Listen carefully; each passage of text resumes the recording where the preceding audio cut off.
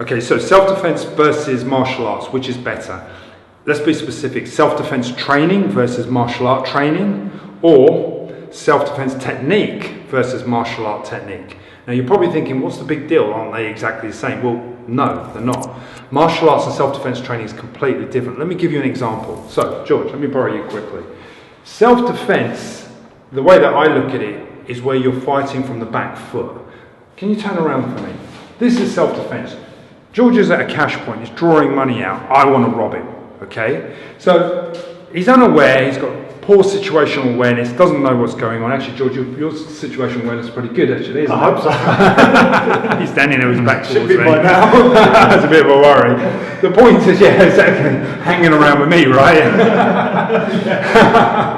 The point is, okay, that from a self-defense perspective, which is very different to a martial art, bang! I'm going to come in, or draw my weapon, put a knife to his throat, or whatever it is. I'm going to attack him by surprise. And that's very different to martial art training. And people get the two confused. They think that I'm learning. You can turn around now. It's really weird. You give me your back like that. I'm like, he's standing there with his back towards me the whole time. He's like, eh. Okay, that's another video, I suppose, isn't it? Really? The point of what I'm trying to say is don't get confused between the difference between training a martial art and training self-defense. Training self-defense is completely different. Purely because the basis of learning how to defend yourself is that someone's going to attack you, and they're going to attack you when you're at your weakest. And this is the point, is the element of surprise. Martial art training is really what would you say, a cooperative thing. Yeah. It's an accepted thing. I'm learning, it's an accepted practice, if you like. Someone's throwing a punch, you know, I can see it, I'm moving, boom, boom, I'm moving, crack, crack. Bang! It's very stylized, even a martial art, because sometimes you've got these ideas where you're trying to move in a certain way. Can you throw a punch for me? It could be a straight punch, actually. One, go, do it, 1, 2, 3, move, bang, bang, bang, bang. You know, it looks very good. So I don't know if that looks very good, but you know, but it's a practice, it's a way of training that's very cooperative. You know what's coming in, and to a certain degree, you know what patterns of movement. This is why I always try to teach people to move by concepts. If you're very conceptual when you move rather than specific to certain ideas, you're going to find defending yourself much easier, because what you'll be doing is you'll be thinking of the strategies of cutting, filling the space. That's another strategy I was talking about last night when I was training my guys. I was saying that, look, if you look at self-defense, what you're doing is protecting space.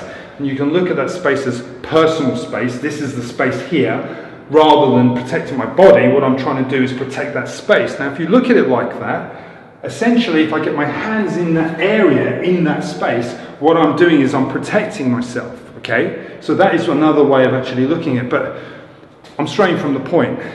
I've sort of drifted a little bit. The point of what I'm trying to really essentially get across is that self-defense is where you're fighting off the back foot. Because when someone attacks you, if they're going to rob you, if they're going to enter your house, whatever their reasons for doing it, if they're multiple, if it's a gang attack, you know, it's going to be an element of surprise, and you're going to be fighting from the back end, from the back foot.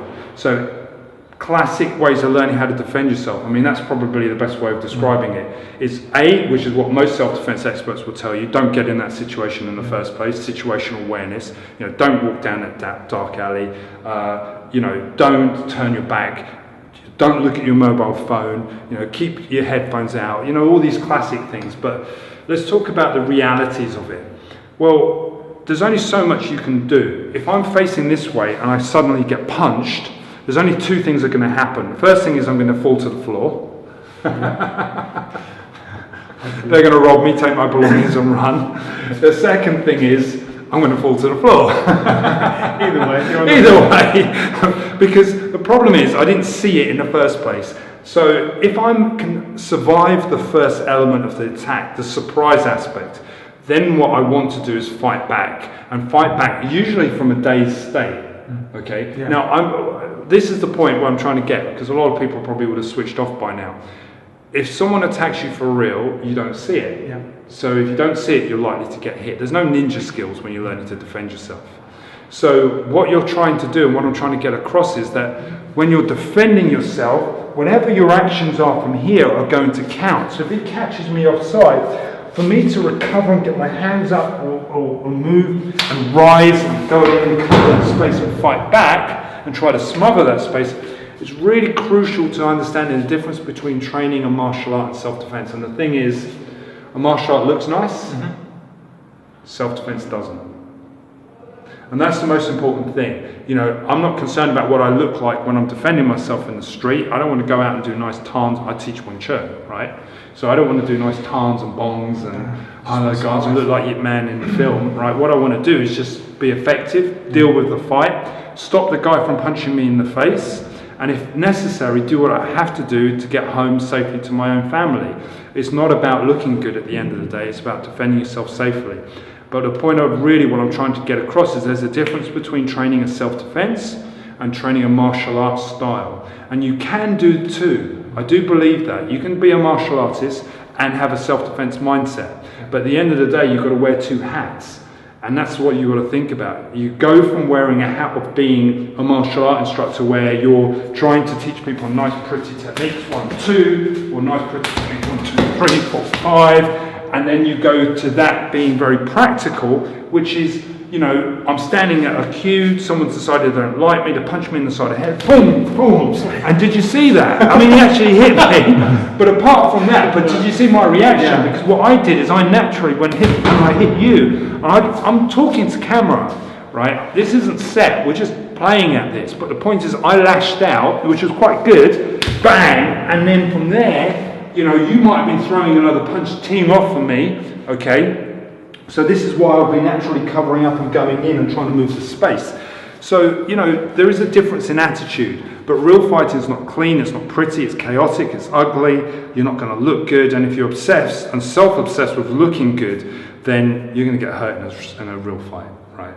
There's no doubt about that. So my advice is have it clear in your mind whether you're learning to defend yourself or whether you're learning a martial art, but don't overlap the two, although you can wear one hat or the other. I was explaining that, but just make sure you're ready, you're street smart, and you're ready to fight if you have to defend your life.